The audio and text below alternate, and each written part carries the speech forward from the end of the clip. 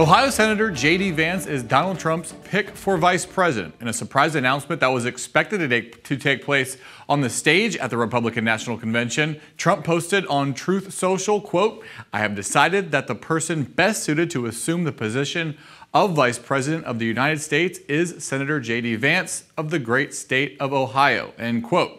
Joining me now to discuss is The Hill's national political reporter, Julia Manchester. Julia, the Ohio Senator has been a rising star in the Republican Party after being elected to the Senate in 2022, but he's just 39 years old, relatively inexperienced. How much of a wild card choice is this?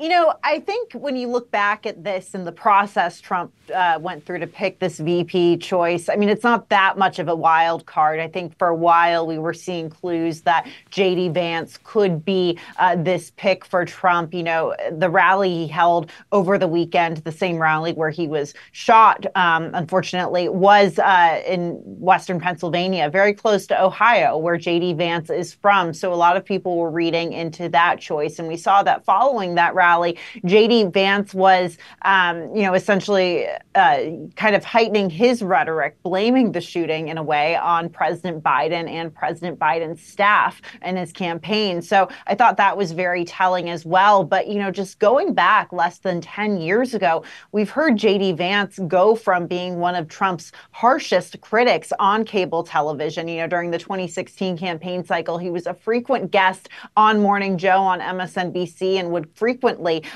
hit back on Trump and criticize Trump. But, you know, over the course of the Trump administration and the Biden administration, it seems as if J.D. Vance has evolved and become much more MAGA. And we know that, he's obviously in 2022, he was a part of that, part of a red wave in Ohio, sort of solidifying Ohio's status as a red Republican state, winning the election to fill former Senator Rob Portman's seat. He ran in a very MAGA-esque campaign style. So this is something that I think marks J.D. Vance's full evolution to becoming, going from anti-Trump to, Trumpian. You talked about this a little bit, but part of the Ohio Senator's rise to fame came from his 2016 book, Hillbilly Elegy. But in that book, he was very critical, as you said, of former President Trump, especially among his popularity among poor white Americans. Vance has also called Trump an idiot, compared him to Hitler.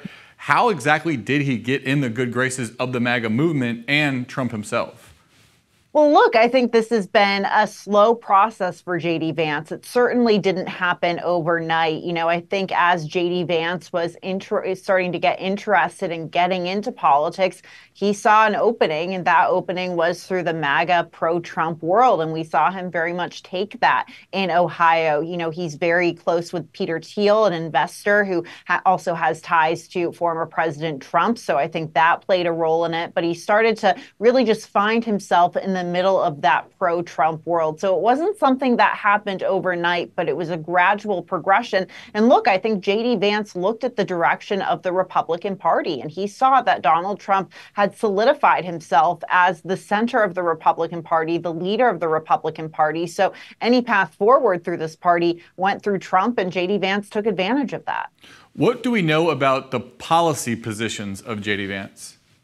He's very, very conservative. He's taken very Trumpian positions, particularly on the issue of the war in Ukraine. Trump's pick for vice president should be, I would think, a warning sign to Volodymyr Zelensky and, Ukrainians looking in on this. We know that J.D. Vance has lobbied for and called for less U.S. aid to Ukraine. He's very big into this America First message, and that's something that has played well, in the Midwest and in some of these communities that feel that they've been left behind, something that he's talked about going back to 2016. Look, this is as we go into this election, we know that the Biden campaign is focused on the three blue wall states of Pennsylvania, Michigan, and Wisconsin. And those were the three states that Trump was able to surprisingly flip in 2016 by appealing to that forgotten man, mostly white population, sort of blue collar population. And J.D. Vance is able to appeal to that. My question is, though, can J.D. Vance expand the Republican base? Can he reach out to the suburban women voters who have been turned off by MAGA world and, quite frankly, turned off by Trump? We talked about Vance's age, relatively young at just 39 years old. Could this pick be seen as a bridge between the Trump campaign and younger voters? I think so, to an extent, but I think it's more of a bridge.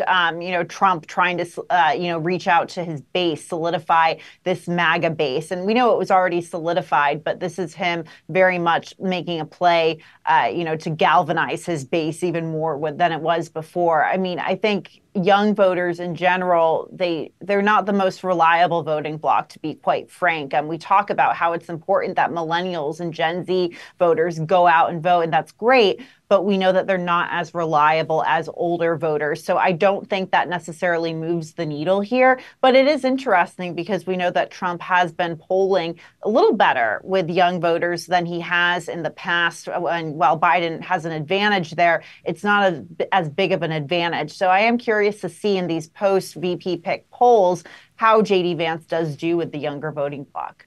All right. Thanks so much, Julie. I appreciate you coming on. Thank you.